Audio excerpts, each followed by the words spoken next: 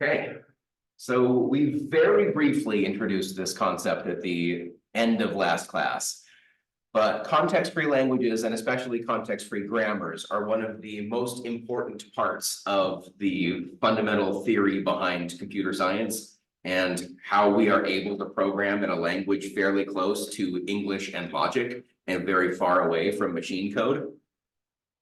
And it is a lot of this stuff that really allows us to do that, which is really interesting and fun to think about the kinds of translation algorithms that exist to make it as accessible as it is.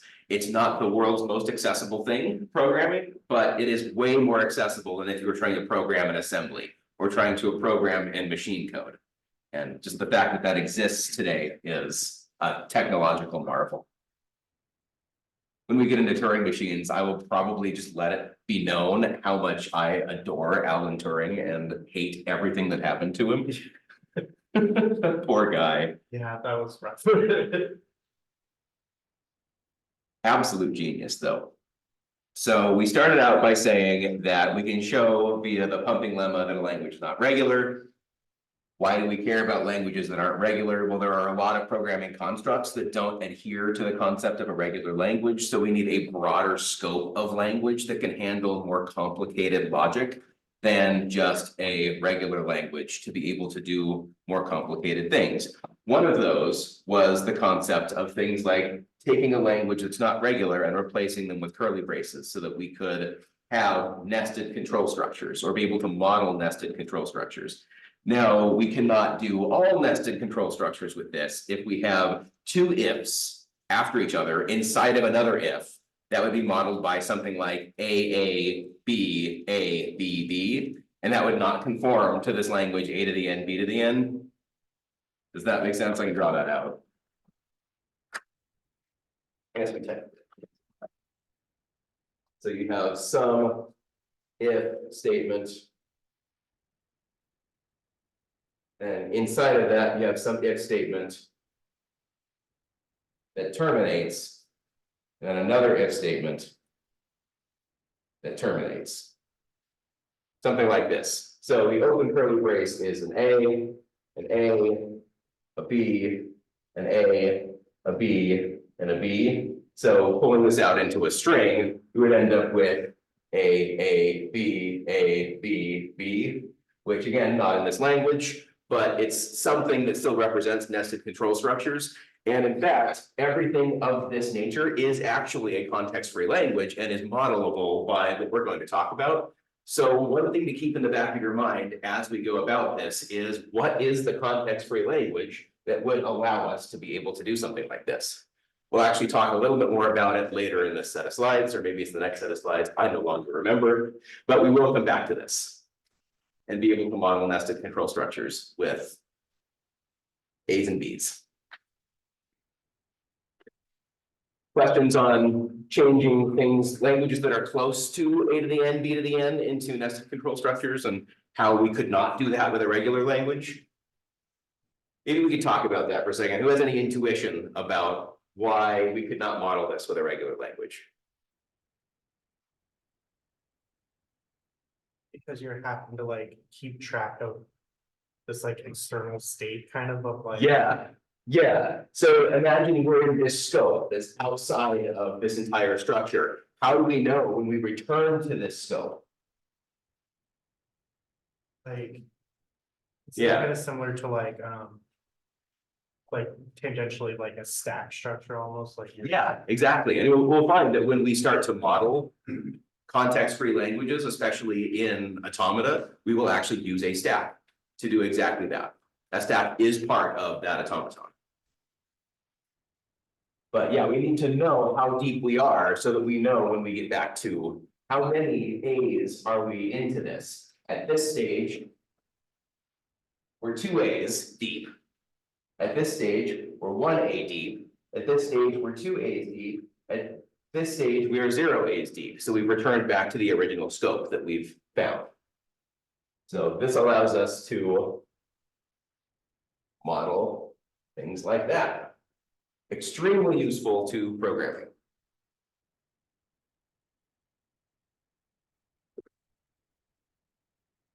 So we're gonna need more complicated grammar and state machine rules, basically.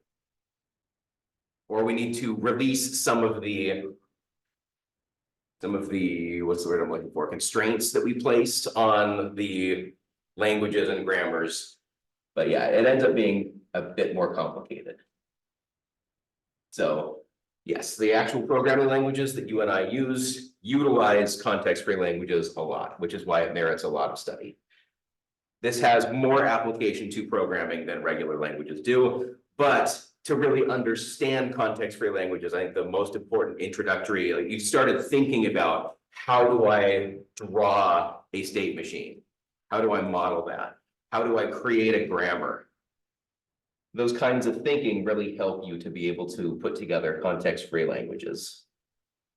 So what restrictions did we place on a regular grammar? Because we are first going to talk about context-free grammars. The reason we're talking about grammars first before state machines is, honestly, in my opinion, this may not end up being your opinion, but context-free grammars are easier than push-down automata. That was not the case in regular languages. I think DFAs and NFAs were more intuitive. The added complexities of push-down automata make it a little bit less friendly. So we're going to go back to the grammar idea first. But who can recall regular grammars? What restrictions did we place?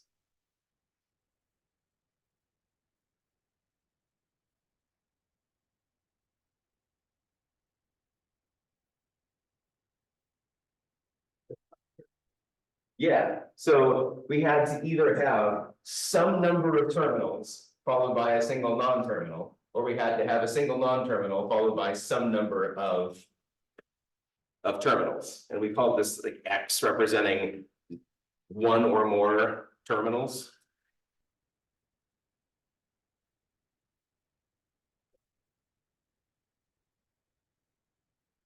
So now we're going to relax that just a little bit. So context-free is a larger class of languages. So if you can imagine every regular language living in this diagram, every regular language that could possibly exist is somewhere in here. The way that we would draw context-free languages is just a larger circle around it.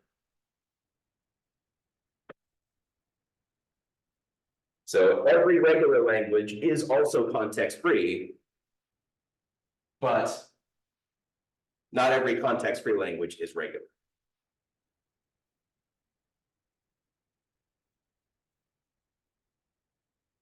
In fact, there are many context-free languages that are not regular. One such one is the A to the N, B to the N that we just saw in the last slide. One of them is WWR, the string followed by the string in reverse that we talked about when we were talking about the pumping lemma.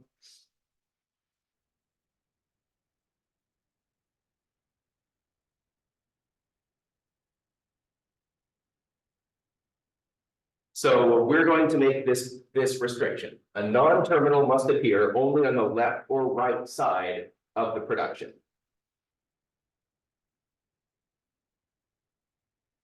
So that possible restriction. So sorry, that restriction is being lifted. So we don't need a non-terminal to only be on one side or the other side. Now it can be in the middle. And that was necessary to represent something like A to the N, B to the N, right? We had a very simple grammar for being able to do that. We had like S is A S B or lambda.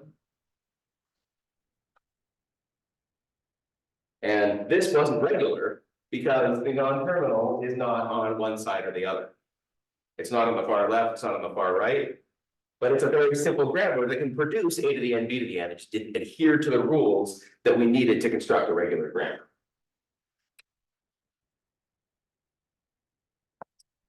So let's take a look at a context-free grammar.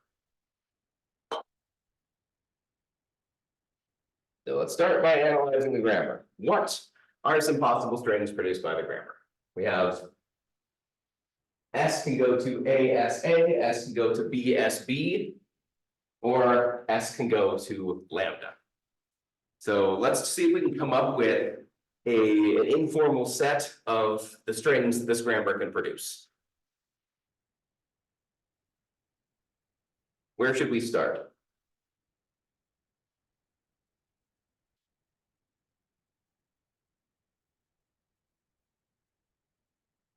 I like to think of this as kind of drawing a tree. If we wanted to label this, I'm gonna label this as 1, because it's the simplest rule. And then I'll label this as 2, and label this as 3. At depth 1 in this tree, we could apply rule 1, apply rule 2, or apply rule 3. And we need these to terminate in order to have some element of the string. So here we could have lambda.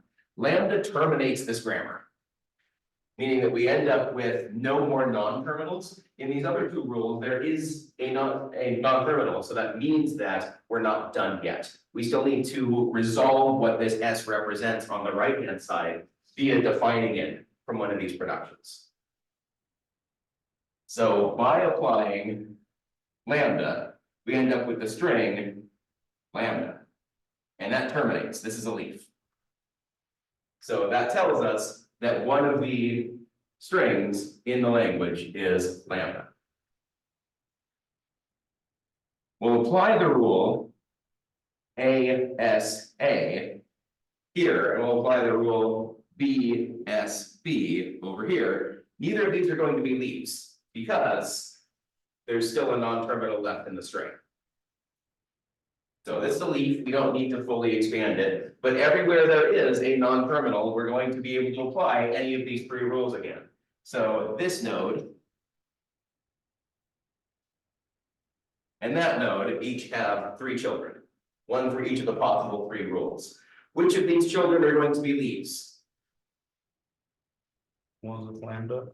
Yeah, the ones with lambda, the ones on the left here. Here and here are going to be leaves. These will be internal nodes to the tree structure because they will continue to have a non-terminal that needs to be expanded and defined. So we'll apply lambda. So we get a lambda a, and the string here is AA. That's great. AA is in the language. Here we're going to apply ASA again, so we end up with AASAA, and here we end up with ABSBA. Right? And these are both internal nodes. This one's going to be a leaf, so I guess I'll just draw this here. So applying lambda to this, we get the string BB, which is in the language. And here we have BASAB, and here we have BBSBB, and these are both internal nodes. So now we have 4 internal nodes from 2 internal nodes that will need to be expanded. So this is one way algorithmically to start generating strings in the language. And we'll talk about this whole process, this whole parsing process and the whole parsing problem in a bit when we talk about this. But if one of the problems that you see or one of the questions that you want to ask is what strings are in this language, then we're going to start generating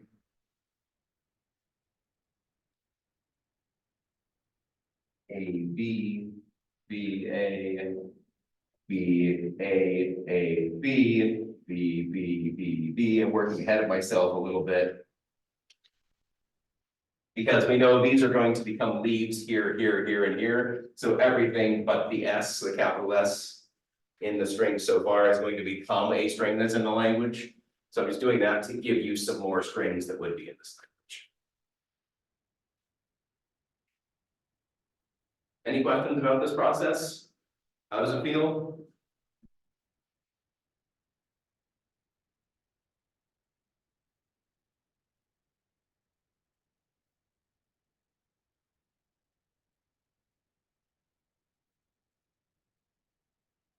So trees are very, very useful for parsing grammars.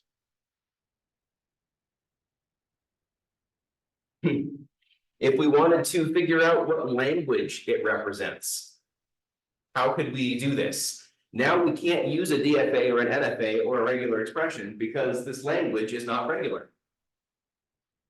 So we need some kind of informal set notation language. to be able to describe this.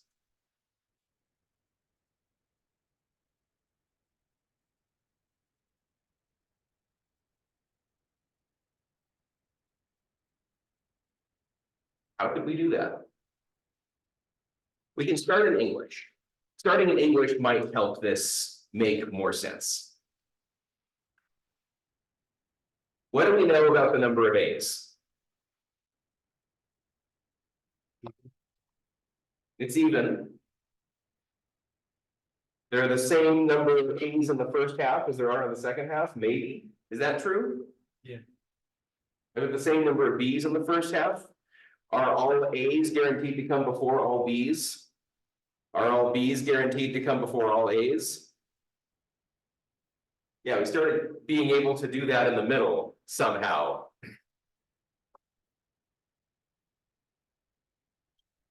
So this is actually the grammar for WWR. Whenever we produce one of these things, we're putting something in the middle and saying the last thing on either side, it guarantees that this is a palindrome. This, every sub step is a palindrome, if that makes sense.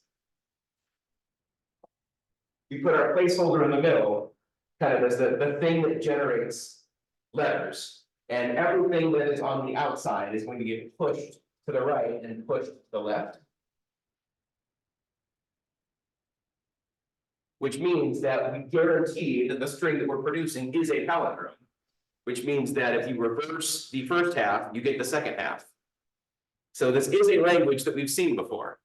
It just has an interesting grammar representation. So it's some string followed by that same string in reverse. Being able to think about, could we do this with a regular grammar? Could we convert this grammar into a regular grammar? The answer is no, but think for a little bit just about why that wouldn't be possible. Just to convince yourself of that.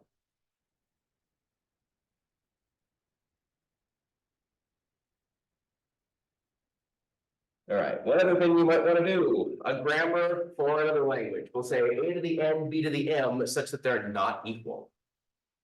How could we produce a grammar for this? Now, remember, we don't need the non-terminals on either side. You're kind of free to make whatever grammar you want for this. This should remind you a little bit of homework.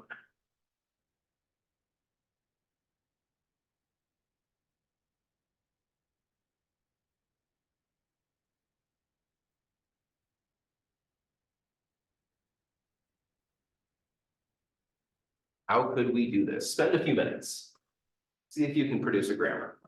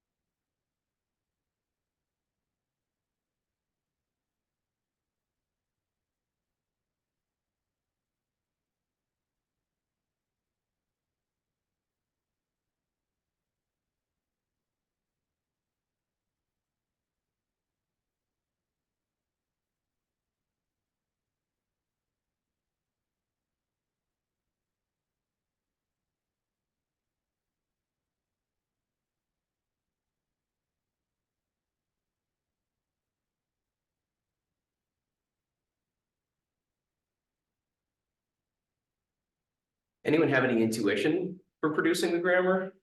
What are we trying?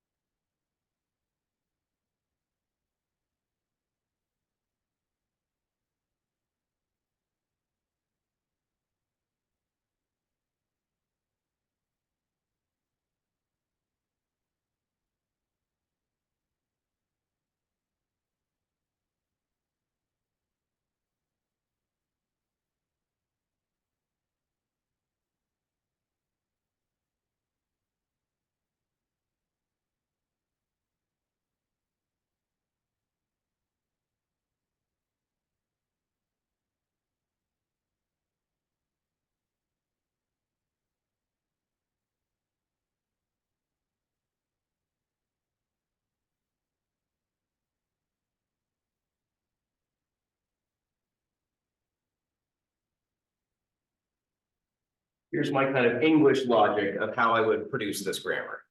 So the basic idea is we have a production that can produce any number of A and B pairs, kind of in the same way that we did A to the N, B to the N, pushing them to the side.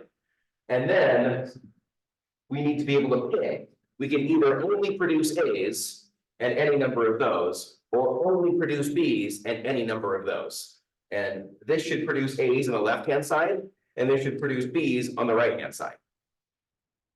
So we need some overarching production made up of these productions that says we can do this any number of times, but we can only pick this or this, we cannot pick both. And that should guarantee that if we produce one or more of one or the other of these, that there's either more A's than B's or more B's than A's.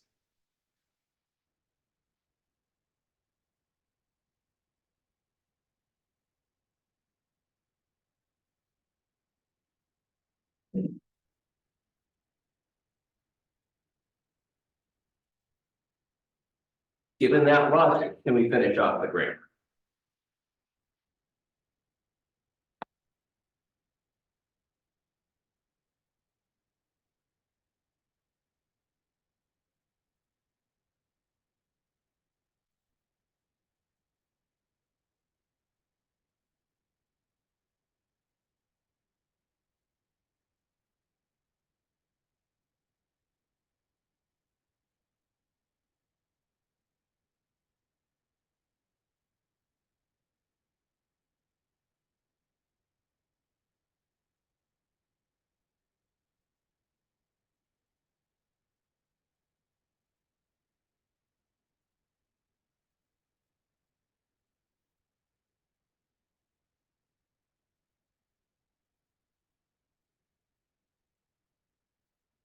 Question, I have an idea. answer? Yeah.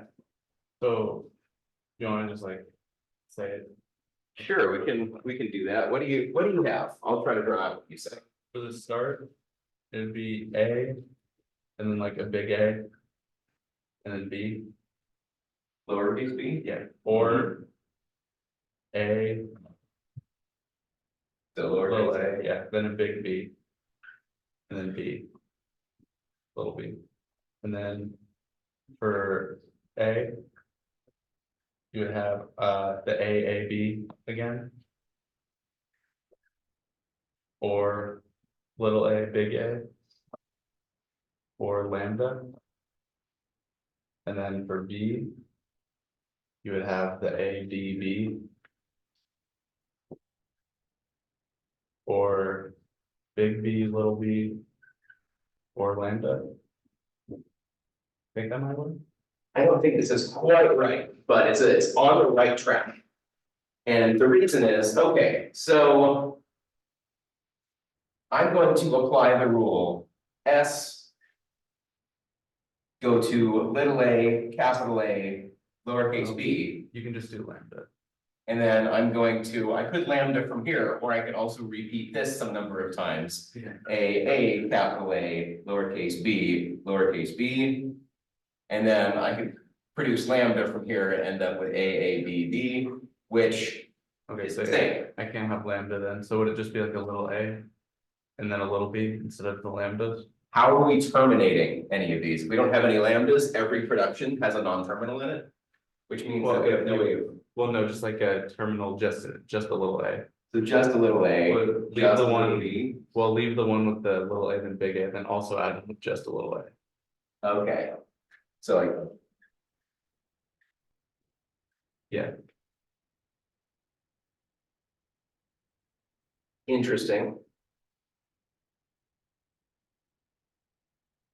Does that work?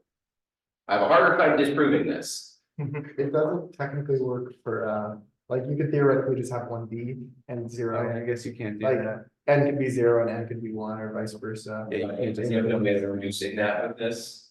It's very close.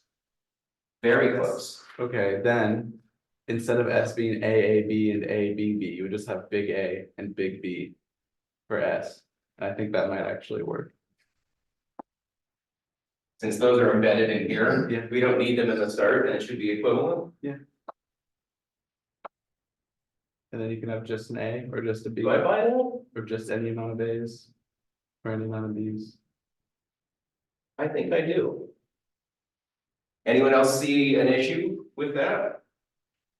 My only question is, like, this wouldn't technically allow some strings that would still be allowed on the top, like, you could theoretically have like A, but this only allows for one of the other one, so this basically means N or M has to be one, and the other one can be, because like, say you go to big A, and from big A you have A, oh, I guess never mind, no. Yeah, you I can think keep that rule, With this big, these productions here allow any number. yeah. That's good reasoning, though. It's a good thing to be considering. Yeah. Always, whenever you come up with an answer, the next thing to do is rather than throw yourself a party quite yet. Look for any counterexamples, like what happens in the edge cases of this. It's just like programming. You have to kind of give yourself a gut check of, does this actually solve the problem? And we don't have any unit tests we can write for these grammars very particularly easily that allow us to see and auto test for that. So we have to use our critical thinking to come up with is there a counterexample of some string in this language this grammar cannot produce? And that's not really easy to see until you get a bit of practice. But I like this. It's not what I'm going to reveal, but I think it's the equivalent grammar. Anyone have questions on Hunter's solution? Hopefully you were working on something toward that realm.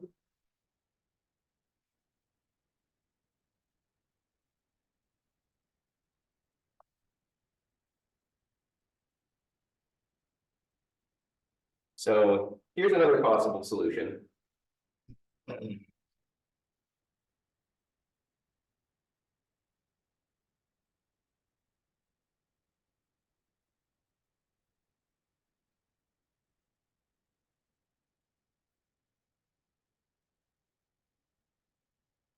It's another possible solution.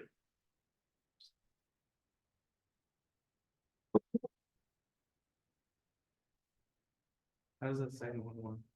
Because you can't have any amount of B's, right?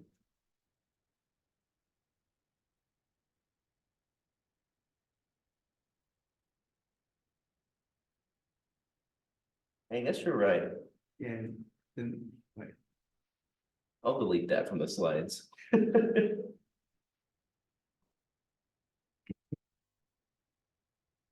It needs one more B. AS1B.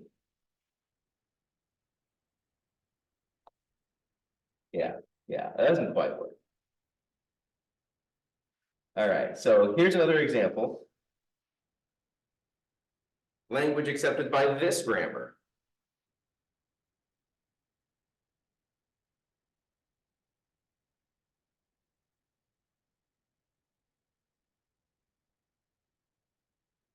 My recommendation is to start with any derived strings, so kind of draw out that tree diagram from before and see if you apply any of these different productions. Whenever you see a lambda like that, make that first, or you can also make that the middle, so the tree kind of grows on its sides and gets crunched in the middle, so all the leaves will be in the middle.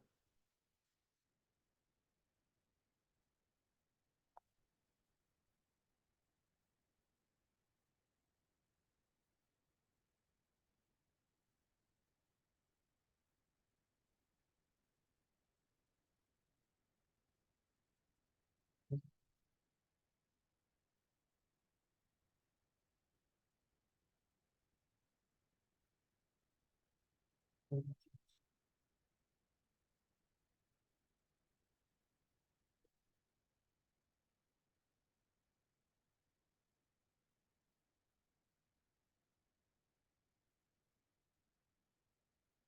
first glance, this just looks like it's A to the N, B to the N, but. I hear some discussion that it might not just be that. I make a guess. Yeah, Is it like A to the N and the W R B to the N? it's an intriguing idea. So let's just start drawing out a tree diagram. Why not? How do we want to draw out the tree diagram? How do we want to number these? We want the lambda to be always on the left. We want the lambda to always be in the middle. What seems like it would be most intuitive or easiest to understand? Put it in the middle. All right, so we will number them 1, 2, 3. So left, middle, right. So we know lambda's in the language, that terminates. So where do we want to draw the language? We'll draw the language. And we have ASB here, and we have SS over here. Whenever we have ASB, we're going to need to now break this into 3. The middle one is lambda, which is going to give us AB. The left one is going to give us AASBB. I don't know if I want to do that. And on the right, we're going to have SS, so S is replaced with SS. And so this terminates, this terminates. How are we gonna want to handle SS? Do we want to try to do this all at one level, or do we want to try to resolve the first S and keep the second S intact in a single level, or do we want to try to resolve both, which is going to increase the branching factor of the tree?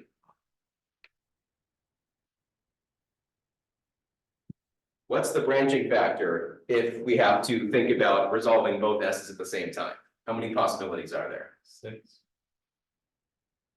You gotta have pairs of this. The first S could be 1, the second S could be 1. So 1, 1, 1, 2, 1, 3, 2, 1, 2, 2, 2, 3, 3, 1, 3, 2, 3, 3. It is 9. It's the branching factor squared. Then you end up with, you would have A, S, S, S, S, B on that next branch. It's gonna What is that to the 4th power then? Or is 2 levels down if you're gonna do it that way, yeah. It's gonna, the branching factor explodes. We're actually gonna run into why this is just not the general algorithm that we're going to use. We're coming up with why this has exponential time complexity and space complexity, which is not good.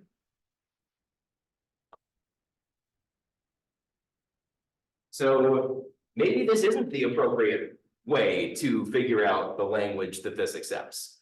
That was the outcome from this. I don't actually want to talk about the language that this is, more so than just starting to see that this works really well for really simple problems, but it does not scale. Especially if you have anything with multiple non-terminals in a production. It's not great, yeah. Oh, going back to the grammar before this one. Yeah. I just had a question about syntax.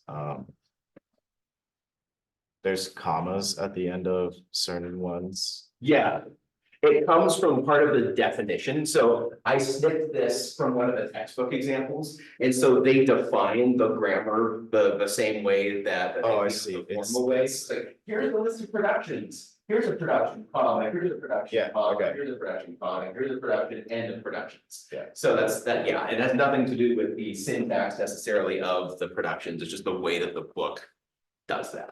I apologize for any confusion that comes from that. I probably should have explained it, but yeah, that's what that's from.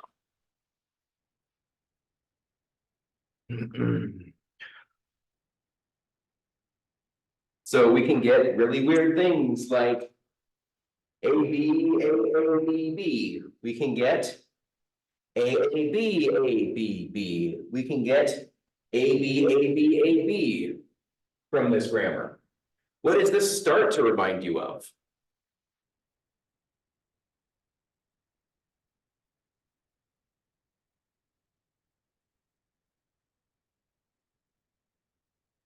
Oh, at least it always starts with an A and ends with a B. Yeah. Is there any way to produce at any point more Bs that you've seen so far than As? No. So now this becomes a really interesting grammar of now I can actually model fully nested control structures. Right? If any of these, we replace A's with left curly braces and B's with right curly braces, these would now allow successive control structures inside of another control structure, inside of another control structure, inside of another control structure. There's no limit to the level of the nest and the number of control structures that you can have sequentially at any of those levels. And it's really interesting that that grammar is this simple.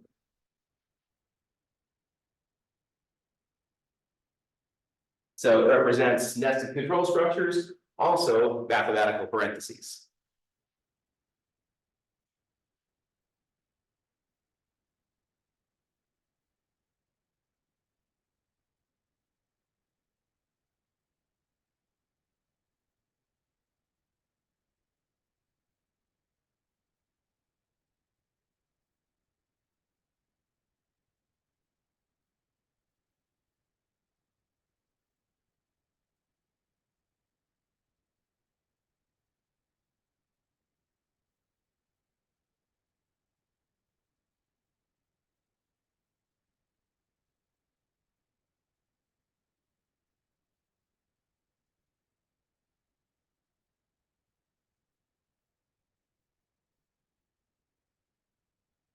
So next, we're going to start talking about, okay, we need some algorithm for doing this parsing. We're actually going to talk kind of about what I've already talked about. We're going to call these leftmost and rightmost derivations.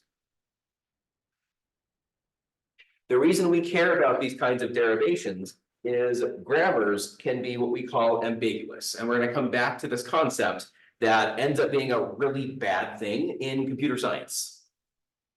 If you can imagine, we have a program, and eventually we have some number of instructions. And we want to map this onto this instructions. We would like this to be a one-directional way to do this. We would like to just be able to go from this to this without ambiguity. You can imagine that there might be two different ways to create sets of machine instructions from the same input, where maybe these are reversed. Just because you could produce two different possible strings from this given the input. You could, it's just bad. We don't want this ability for the compiler to be able to interpret your program in multiple possible ways. That could mean that you don't know what the behavior of your program is going to be, and or if you compile your program with two different compilers, it produces different runtime behavior. If one compiler reads this program and converts it this way, and another compiler reads it and does it this way, then not all compilers for a language would be equivalent. So we need some way to say, if you're going to write a compiler for a language, it cannot be ambiguous. We need a way to say all compilers are going to parse this the same way, such that there's only one possible set of machine instructions from a particular input program.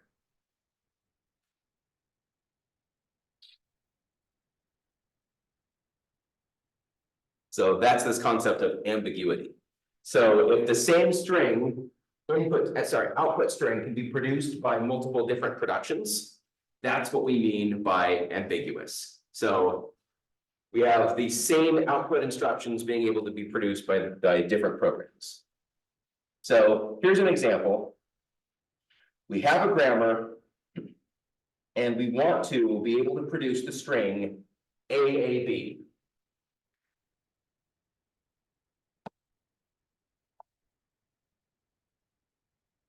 Spend a couple minutes and think about what are some ways that you could generate AAB by going through these productions?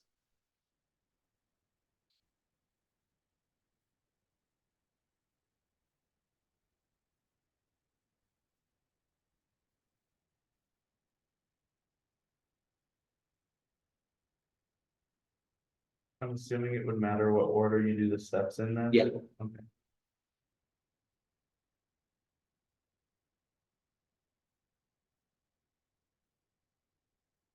So whenever we do this, it's gonna be a sequence of productions, so you're gonna start with like S, arrow, we know S always has to go to A, B.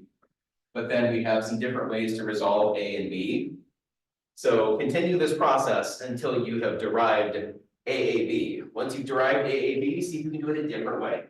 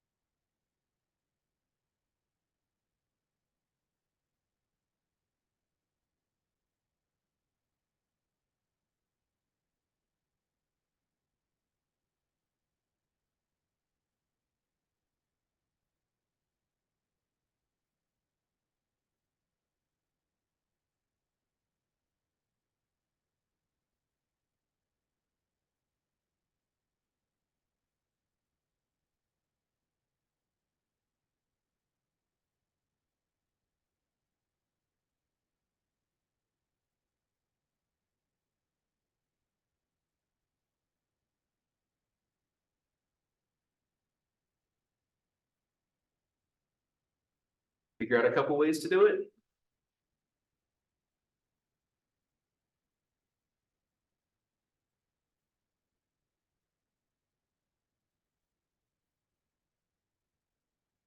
Here are a couple.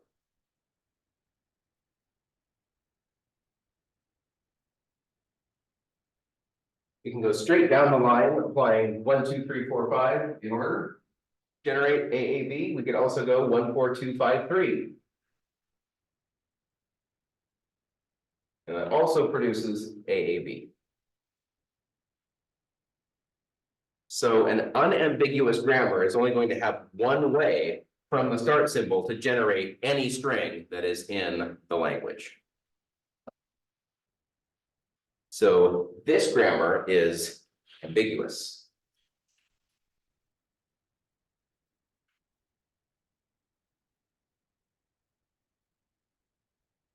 Anyone have any ideas about how we could remove the ambiguity? What in general, not necessarily something specific here, but in general, what is creating that issue of ambiguity? Yeah, I'm back. Yeah, so this means that we have a choice in the order in which we're going to resolve this. We could either resolve the A first, or we could resolve the B first. And we see that we start out doing that in this different order. So we need some way of being able to, for sure, give an order to the resolution of non-terminals, which you get a hint of from the name of the slide, of leftmost and rightmost derivations. So if we force the order in which the non-terminals are replaced, starting from the left-hand side or starting from the right-hand side, there will only be one way to generate that string. We'll come back to that, I guess, on Monday. I'll have office hours for a couple hours now. If you have any questions about the upcoming exam, studying for the upcoming exam, etc. So I will see some of you for that. They're like, yeah.